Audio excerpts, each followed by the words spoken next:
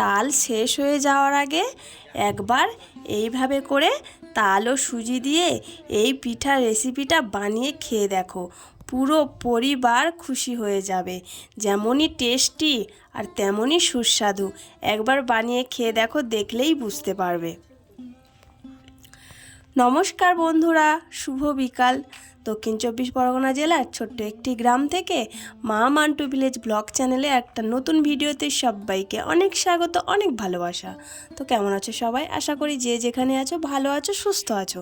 আর তোমাদের আশীর্বাদে আমরা এখন একটু ভালো আছি। তো আজকে কোনো ব্লগ ভিডিও না, আজকের আমি তালের 4টে রেসিপি বানিয়ে তোমাদেরকে দেখাবো। দুর্দান্ত রেসিপি, একবার তোমরা বানিয়ে করে খাও। বানিয়ে করে না খেলে তোমরা কিছুই বুঝতে পারবে না যে কতটা টেস্টি হয় আর কতটা সুস্বাদু হয়। তো দুরকম ভাপা পিঠে বানাবো আর দুরকম অন্য পিঠে বানাবো। তো সেটাই আজকে তোমাদের সাথে শেয়ার করব। তো চলো, দেখতে পেলে মা এখানে তালগুলো আমার ছেনে দিয়েছে আর আমি তালটা জালের সাহায্যে ছেঁকে প্রথমে ভাপা পিঠার জন্য ডোটা বানিয়ে নিচ্ছি। তো প্রথমে আমি কড়াইয়ের মধ্যে 2 হাতা তালের পাল নিয়ে নিয়েছি আর তার মধ্যে দিয়েছি 2 হাতা জল। তো এটা একটু পাতলা করে ফুটিয়ে নেব আর এর মধ্যে একটু সামান্য নুন দিয়ে দিয়েছি আর তারপর 1.5 বাটি মতো সুজি আমি এর মধ্যে দিয়ে দিয়েছি। দিয়ে এটা আমি ভালো করে ডোটা বানিয়ে নেব।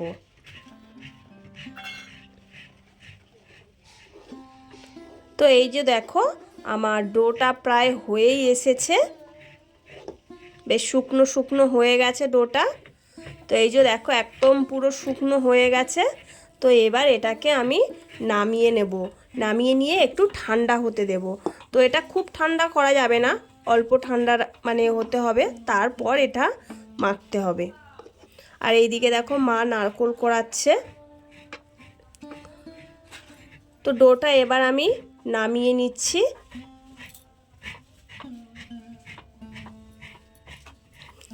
আর এই দিকে দেখো নারকেলটা কোড়ানো হয়ে গেছে, এটা একটু আমি ছাই মেরে নেব। তো নারকেলটা না আমি একটু চিনি দিয়েই ছাই মারবো, বাতাসা বা গুড় দিয়ে আমি ছাইটা মারবো না, কারণ অনেক সময় এই গুড়ের গন্ধটা সহ্য হয় না। তো তার জন্য আমি চিনি দিয়েই নারকেলের ছাইটা বানাবো। তো পুরো পিঠাটা আমি উনুনেই বানাচ্ছি, কারণ উনুনে যে কোনো জিনিস রান্না করলে তার স্বাদটাই আলাদা হয়। আর তারপর এর মধ্যে দিয়ে দিলাম একটু গুঁড়ো দুধ, আমুল দুধ। তো এতে করে কি হয়, এই ছাইয়ের স্বাদটা দুর্দান্ত হয়। তো এই যে দেখো, এখানে আমার ছাই মারা হয়ে গেছে। তো এটাকে আমি এবার নামিয়ে নিচ্ছি। আর এখানে যে ডোটা বানিয়ে রেখেছিলাম সেটা একটু ঠান্ডা হয়ে গেছে। তো খুব ঠান্ডা করা যাবে না, অল্প অল্প গরম থাকতে হবে। আর তারপরে এই যে দেখো, ওর সাথে আমি একটু ময়দা দিয়ে দিচ্ছি, প্রায় 1.5 বাটি মতন ময়দা এর সাথে আমি অল্প অল্প করে দিয়ে ডোটাকে শক্ত করে বানিয়ে নেব।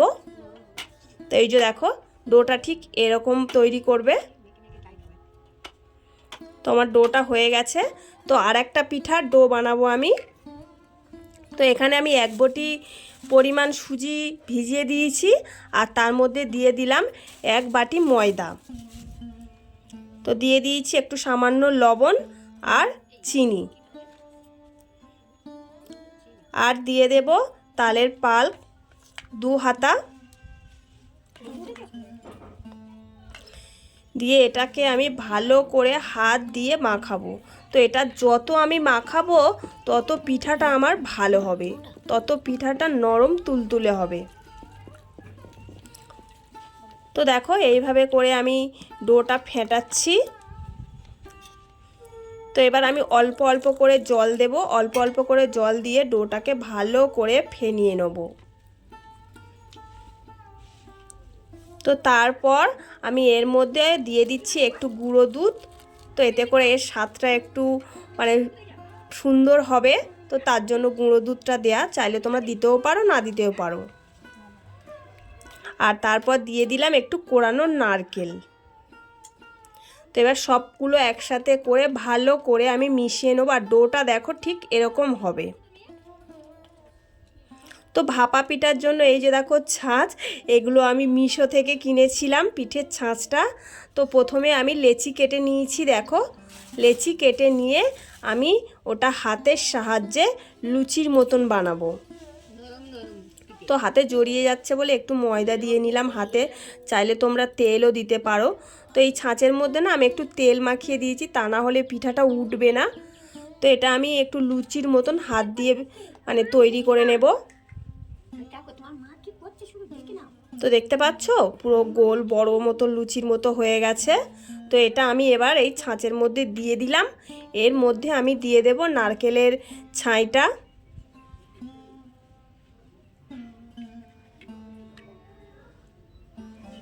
দিয়ে এটা আমি চেপে দেব, দিয়েই দেখো পিঠাটা হয়ে গেছে।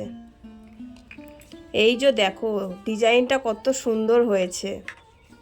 তো ছাঁচ দিয়ে পিঠাটা বানালে কি হয়, ডিজাইনটা দেখতে সুন্দর হয়, আর দেখতে সুন্দর হলে খেতেও তো সুন্দর হবেই। তো এইভাবে করে আমি পিঠাগুলো গড়ে নেব।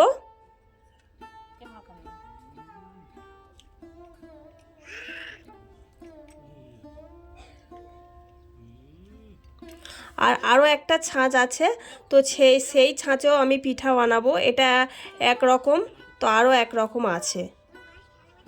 তো এই যে দেখো এই ছাঁচে আমি এই 4টে পিঠা বানিয়ে নিয়েছি। আর আরেকটা যেটা আছে তার মধ্যেও পিঠাগুলো বানাবো। এই যে দেখো, তো এটা একটু ছোট সাইজের, এটাকেও আমি ছোট লেচি কেটে তারপর একটু মানে হাতের সাহায্যে একটু ছোট্ট করে গোল করে নেব, নিয়ে আমি ছাঁচের মধ্যে দিয়ে দেবো, দিয়ে তারপর পুর ভরে চেপে পিঠা শেপ তৈরি করব।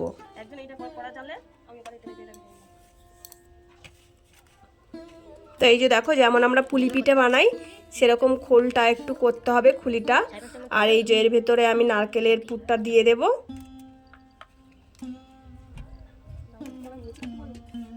আর এই দিকে এই দেখো এটা আমি এবারে দু মুখ এক জায়গায় করে চেপে দেব, দিলে একটা দেখো পিঠার শেপ তৈরি হয়ে গেল।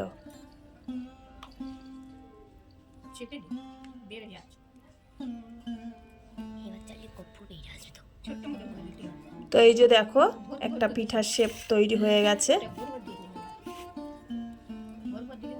তো দেখতে কত সুন্দর লাগছে না, ডিজাইনটাও কত সুন্দর হয়েছে। তো এই যে দেখো এইভাবে একে একে আমি সমস্ত ভাপা পিঠাগুলো তৈরি করে নেব। তো এই যে দেখো এখানে আমার ভাপা পিঠাগুলো গড়া হয়ে গেছে। তো এগুলোকে ভাপাবো। তো আর একটা পিঠা আমি করে নিই, চলো তোমাদের সাথে দেখাই। কড়াইতে উনুনে আমি তেল গরম বসিয়ে দিয়েছি।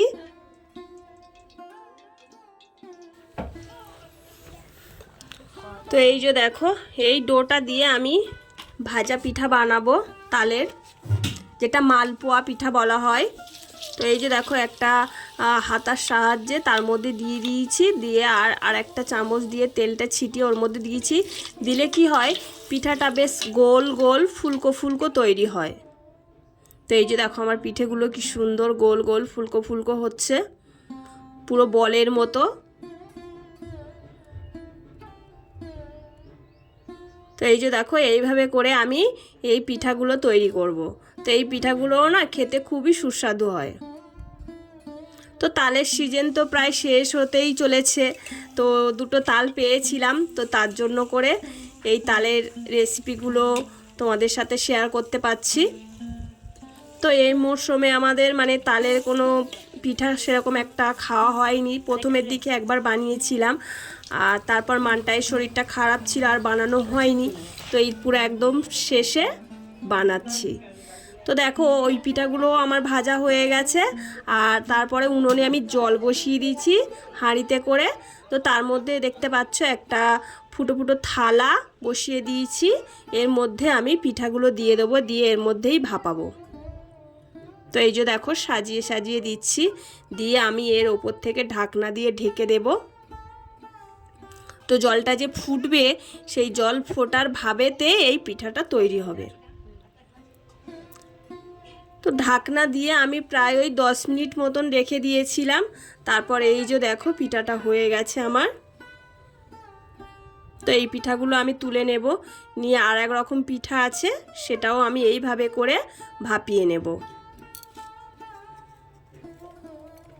তো এই যে দেখো এই পিঠাটা তুলে নিয়েছি, নেওয়ার পরে এই পিঠাগুলো সাজিয়ে দিচ্ছি। তো এগুলো আমি ভাপিয়ে নেব 10 মিনিট।